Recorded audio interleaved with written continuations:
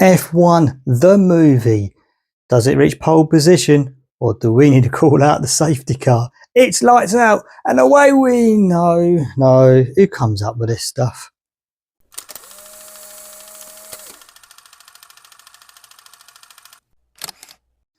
Okay, so F1, the movie, starring Brad Pitt and directed by Joseph Kosinski. Now, Joseph Kosinski, he directed Top Gun Maverick, and that's a great film. Really puts you into the cockpit of those fighter jets, and that has translated into this film. He puts you right into the cockpit of these Formula One cars. The action scenes, the racing scenes in this film, I do think are absolutely brilliant. They are great. It can be very difficult with car films, with racing films, without it coming across too stupid, too silly. And I don't think they wanted to do that. They wanted to keep this film as grounded as possible. And they do a really good job. I really do think. They really do put you into the cockpit of a Formula One car and give you the sense of speed that these cars go. I'm going to have one complaint with this, with that side to this. There's a lot of music, a lot of sound, you get commentary and chat, crowds cheering. Now, me, I am a bit of a car fan. I'm not big into F1. I do know a bit about it. I kind of keep track of the Formula One myself. But I do think they missed a little trick. There needed to be scenes where you needed just the sound of the engine, the gear changes, you know, that real sense of man and machine. And it didn't have that. And I found that disappointing because it was just loud, you know, with the music and the commentary. In fact, some parts of the commentary I found were getting a bit silly. There's a bit too much going on there. But yeah, the music, I didn't realise this. And when the opening credits were rolling, Hans Zimmer was involved with the music in this film.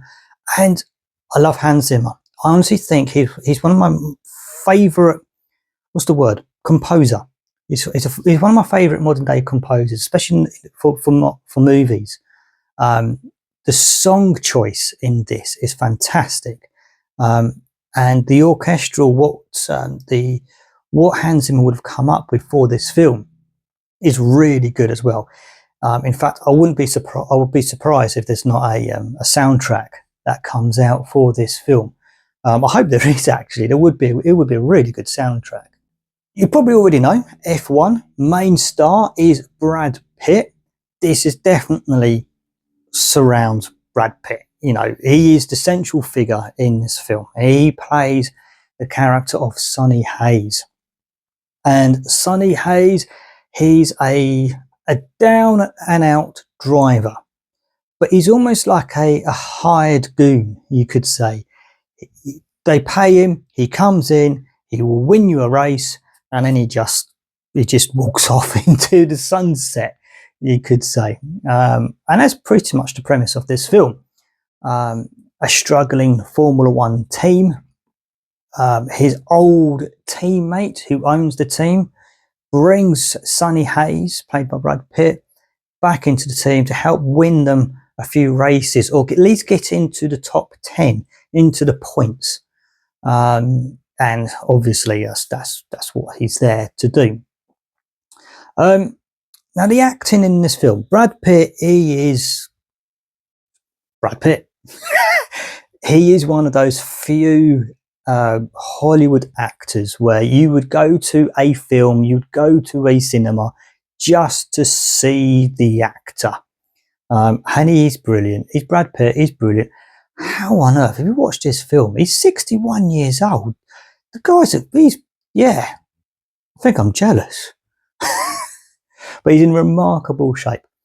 But I don't think he takes away anything from the other actors in this film. All of them play their part fantastically well. So we have Damson Idris, I think. Damson Idris. He plays, what's his name? Joshua Pierce. So he's the rookie in this F1 team. Bit too big for his boots, a bit cocky, you could say.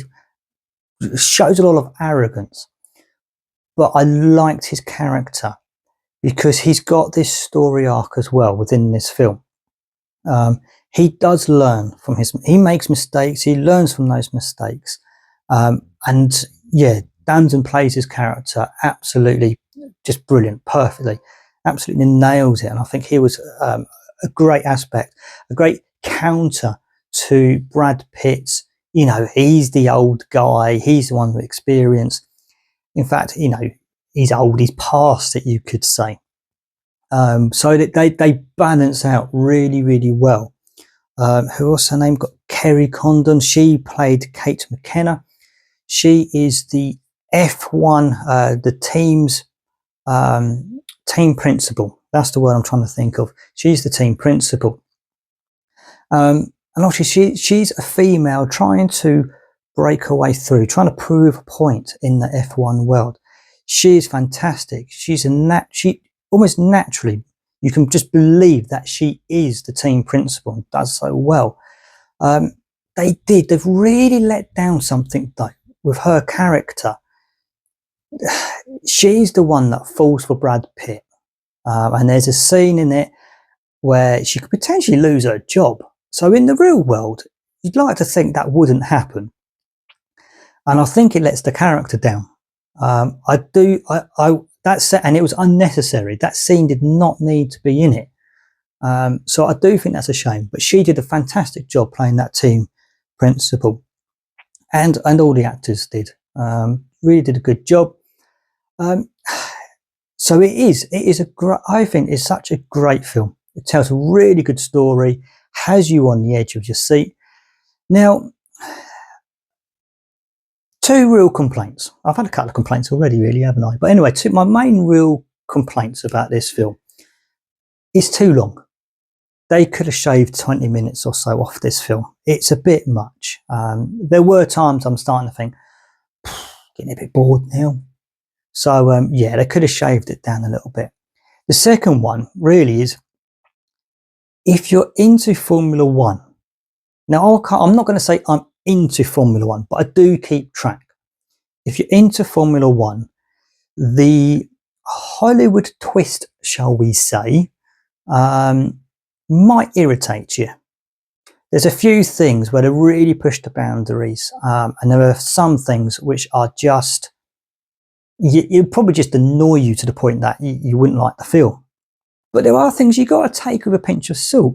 I mean, the overtaking, it's just absolutely ridiculous. It's typical Hollywood style film, overtaking so much. You don't get that much overtaking in a Formula One race. You really don't. But you can kind of let that go. You need that. You need that bit of silliness, you could say. Now, my favourite aspect to this film is the fact that Jerry Bruckheimer, I should know how to pronounce this name, Jerry Bruckheimer is involved with this film. And for me, he is a legend in the movie industry. I loved his films back in the late 90s, early 2000s. It's Gone in 60 Seconds, please correct me if I'm wrong, The Rock, a couple other films. And F1 has got that feel of the old 90s, early 2000s action films, where it's a bit silly, but it's fun. And it feels like this film has got that feel of a good old-fashioned action film. Keep you edge of your seat, bit daft in some places, but that's what it's all about. It's about having fun and enjoying the cinema experience. And that's why I feel this film is brilliant, honestly. And I do think we are missing this type of film at the cinema. So overall, my verdict of Formula One, if you love Formula One, it might annoy you a little bit. Yeah, you might not like it.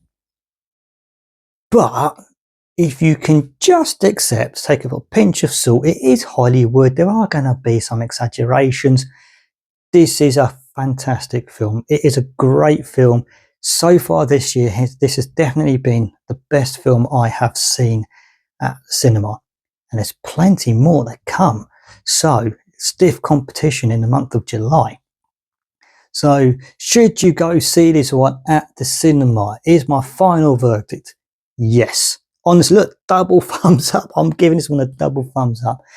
This one really is worth the cinema trip. Got to see it on the big screen.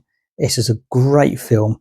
And at the moment, my prediction is this is the best one of the year.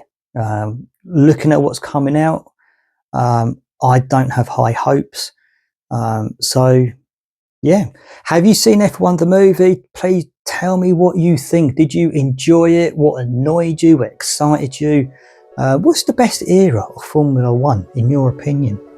Leave me a comment. Please hit that like, hit that subscribe, and I shall see you in the next one. Take care.